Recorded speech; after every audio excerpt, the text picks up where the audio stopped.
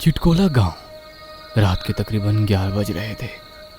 जंगल से जाते हुए रास्ते पर अपने हाथ में एक मटकी लिए हुए परेश नाम का एक आदमी कुएं की तरफ बढ़ रहा था। जब से शादी की है अपनी तो जिंदगी झटक गई है। भला आधी रात में कौन कुएं से पानी मंगवाती है? परेश, अरे ओ परेश। अचानक से पीछे से उसको एक आवाज सुनाई दी, जो कि उसकी बीवी सुलेखा की ही थी। अरे तुम पीछे पीछे आ रही हो क्या? हाँ, अब मुझे पानी नहीं चाहिए, वापस आ जाओ। खुश होते हुए परेश ने अचानक से पीछे पलट कर देखा तो उसके चेहरे पर आई खुशी खौफ में बदल गई। सुबह के 5 बज चुके थे। परेश अभी तक घर नहीं लौटा था। उसकी असली बीवी सुलेखा सरपंच और गांव के कुछ आदमियों को अपने साथ लिए उसको ढूंढने निकली। गलती तुम्हारी है सुलेखा, तुम्हें उसको रात में कुएं पर नहीं भेजना चाहिए था। पता है ना, ये रास्ता जंगल से होकर गुजरता है। सुलेखा इस बात का कोई जवाब नहीं दे पा रही थी। उसके दिल से बस यही दुआ निकल रही थी कि परेश उसको सही सलामत वापस मिल जाए। अरे वो देखो, सामने उस पेड़ पर कुछ झूलता हुआ सा नजर आ रहा है। उस आदमी की बात सुनते ही सभी उस पेड़ की तरफ दौड़ पड़े और पास जाकर उन्होंने जो देखा, उनकी आंखें खुली की खुली रह गईं और सुलेखा दहाड़ा मारकर रो पड़ी। परेश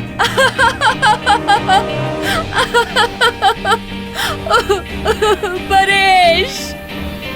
उस पेड़ की एक डाली पर परेश की लाश लटकी थी। उस पेड़ की एक डाली पर परेश की लाश लटक रही थी, जिसके पैर हवा में झूल रहे थे। उसका कुर्ता उतरा हुआ था और शरीर से खून टपककर जमीन पर गिर रहा था। इस घटना के बाद गांव में हड़कंप मच गया। सरपंच ने सभी गांव वालों को एक नसीहत दी। अब उस निशी डाक का कहर बहुत ज्यादा बढ़ गया है।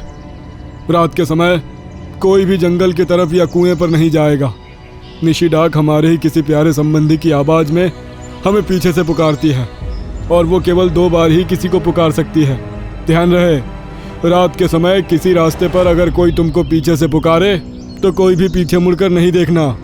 उस दिन से सभी गांव वालों ने ये बात पल्ले गिरह बांध ली और गांव में मौत की घटनाएं बंद हो गई। इसी गांव में रोनित अपने एक छोटे से घर में अपने माँ बाप के साथ रहता था। पिताजी, ये सामने वाला जो घर है ये हमेशा खाली क्यों पड़ा रहता है? क्या इसका कोई मालिक नहीं है? अरे बेटा, कई साल पहले कोई बूढ़ी इस घर में रहा करती थी। एक रात रहस्यमयी तरीके से वो गायब हो गई। उसके बाद से ये इसी तरह खाली पड़ा है। करीब 3 दिन बाद शाम के समय एक टांगा वहां आया। उस टांगे में एक बूढ़ी औरत और एक खूबसूरत लड़की बैठी थी। लाल लहंगे चुनरी से चमकता उसका गोरा बदन और खूबसूरत चेहरा आसपास खड़े सभी लोगों को उसकी ओर आकर्षित कर रहा था। शुक्रिया बेटा, तू अब जा सकता है। वो टांगे वाला उनको छोड़ वहां से चला गया। गांव के सभी लोग और कुछ मनचले उस लड़की के बारे में बातें करने लगे, जो अंदर तो गई लेकिन बाहर नहीं आई। अगली सुबह वह बूढ़ी औरत घर से निकली और उसने पास ही एक चाय की टपरी लगाई और चाय बनाने लगी। अरे ये बूढ़ी तो कल ही आई है और आज इसने चाय की टपरी खोल दी। जरूर बेचारी बहुत परेशान हाल होगी। इसी सोच के साथ अब गांव के सभी लोगों ने उसकी टपरी पर जाकर चाय पीना शुरू किया। वहां बैठने पर औरत उनसे बातें भी कर लिया करती, जिससे पता चला कि वो काफी बोलने वाली है। इसी तरह पूरा दिन निकल गया और शाम हो गई। रोनित के पास उसके बचपन के 2 दोस्त रिंकू और मोहित आकर बैठे और बातें करने लगे।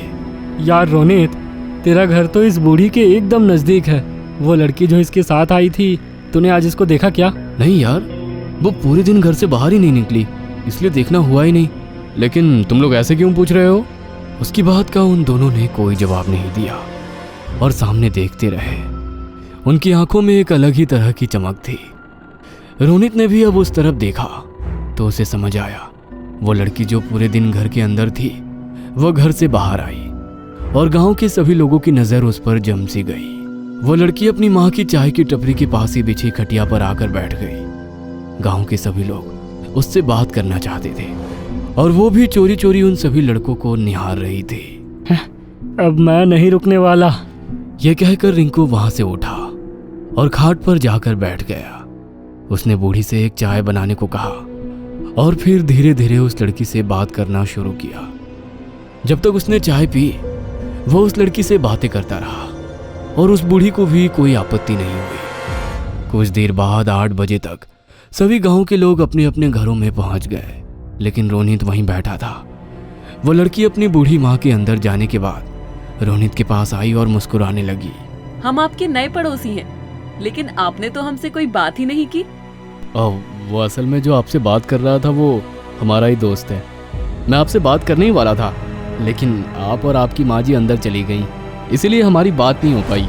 इस पर वो लड़की मुस्कुरा दी और फिर उन दोनों में काफ़ी देर बात हुई। और जब रोनित की माँ ने रोनित को खाने के लिए आवाज़ देकर बुलाया तब वो उसके पास से उठा। वो लड़की भी रोनित के पास से उठ अपने घर चली गई। माँ, आज से पहले हमने कोई लड़का ऐसा देखा है जो हमसे बात कर रहा था तो हमारी आंखों में आंखें डालकर उसकी नजर और लड़कों की तरह हमारे जिस्म पर नहीं थी। ना जाने क्यों वो हमें बहुत ही अच्छा लगा। कुछ देर बाद जब सभी गांव वाले सो चुके थे, रिंकू उस लड़की के घर के बाहर आया और अजीब अजीब जानवरों की आवाजें निकालने लगा। कुछ देर बाद वो लड़की भी अपने घर से बाहर निकली। दोनों एक दूसरे को देखकर मुस्कुरा दिए और वो लड़की जंगल की तरफ बढ़ गई। रिंकू भी चेहरे पर मुस्कान लिए उसके पीछे पीछे हो लिया। काफी देर चलने के बाद रिंकू के पैर में कुछ चुभा। अरे बाप रे!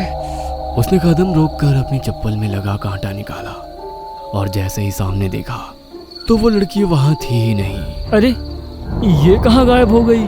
रिंकू को उसका नाम पता नहीं था, इसलिए वो केवल इधर उधर नजरें दौड़ाकर उसको ढूंढने लगा। कुछ देर बाद उसको पीछे से एक आवाज आई, रिंकू, रिंकू। रिंकू के चेहरे पर एक मुस्कान झलक आई और उसने पलट कर देखा। अगली सुबह उस बूढ़ी औरत ने चाय की टपरी फिर से लगा ली और इसी तरह फिर से लोग उसकी टपरी पर चाय पीने आने लगे। लेकिन वो लड़की अभी भी बाहर नहीं निकल रही थी। शाम को रोनित फिर से अपने घर के बाहर बैठा और उसका दोस्त मोहित उसके पास आया। अरे तू यहाँ बैठा है, तुझे रिंकू के बारे में कुछ नहीं पता? क्या हुआ रिंकू को? मोहित ने रोनित को बताया कि रिंकू की लाश जंगल में पड़ी पाई गई है और उसके शरीर पर शर्ट नहीं थी। यह बात रोनित को बहुत शॉकिंग लगी और उसे अपने दोस्त की मौत का बहुत अफसोस हुआ।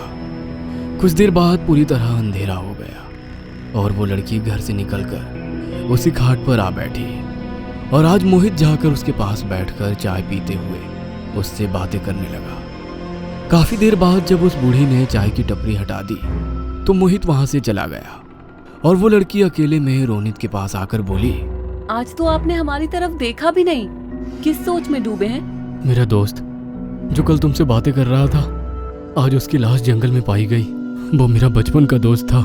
रोनित टेंशन में था, लेकिन उस लड़की के लिए ये बात नॉर्मल थी। उसने आज भी रोनित से खूब बातें की और फिर अपने घर चली गई। उस रात वो लड़की काफी रात अपने घर से निकली और आज रोनित ने अपने कमरे की खिड़की से उसको देख लिया था, लेकिन उसने फिर भी उसका पीछा करना ठीक नहीं समझा। सुबह जब गांव में ये खबर फैली कि मोहित भी रात को उसी हाल में मृत पाया गया जैसे रिंकू मिला था, तो रोनित का दिल दहल उठा।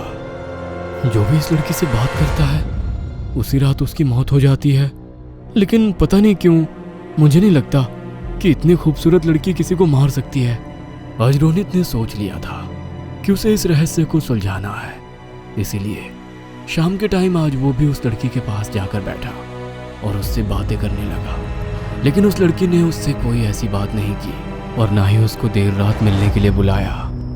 इसलिए रात के समय वो अपने घर के बाहर ही बैठा रहा। जब उसने देखा कि आधी रात को वो लड़की चुपचाप जंगल की ओर जा रही है तो वो उसके पीछे हो लिया। काफी देर चलने के बाद अचानक से एक चील सामने आई। रोनित उस चील से बचने के लिए नीचे झुक गया और उसका दिल जोरों से धड़क उठा।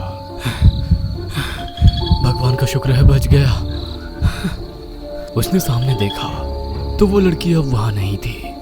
ये कहाँ गई? अभी तक तो मेरे ही आगे थी। उसने कुछ कदम आगे बढ़ाए ही थे कि उसको पीछे से आवाज आई, रोनित, मैं तुम्हारे पीछे हूँ। रोनित पीछे पलटना चाहता था, लेकिन तभी फिर से आवाज आई, पीछे मत पलटना रोनित, वरना जान से हाथ धो बैठोगे। मैंने अभी तक गांव के कई मर्दों को खत्म किया है और मैं तुमको खत्म नहीं करना चाहती। मुझे यकीन नहीं होता, बेकसूर लोगों को मारकर तुमको क्या मिलता होगा? यही मेरा काम है। मैं एक निशी डाक हूँ और अब मेरी उम्र सिर्फ 4 साल बची है। रोनित, इस गांव में एक ऐसा मर्द है जिसकी पीठ पर काला निशान है। अगर मैं उस मर्द का दिल ले लूं तो मेरी उम्र 100 साल और बढ़ जाएगी। इसलिए हर मर्द को मारने से पहले मैं उसके शरीर से कपड़े उतारकर वो निशान देखती हूँ। लेकिन अफसोस कि आज तक वो मुझे नहीं मिल पाया। यह सुनकर रोनित ने अपनी शर्ट उतार दी, जिससे नजर आया कि उसी की पीठ पर वो काला निशान था। रोनित, तुम्हारी पीठ पर ये निशान कैसा? क्योंकि मैं ही वो मर्द हूँ। मेरा दिल निकालो और अपनी उम्र बढ़ा लो। नहीं, मैं मर जाना पसंद करूंगी, लेकिन तुमको नहीं मार पाऊंगी। यह सुनने के बाद भी रोनित ने पलटकर पीछे देख लिया। अगली सुबह रोनित की लाश उसी जगह पर पड़ी मिली और उसके सीने से दिल गायब था।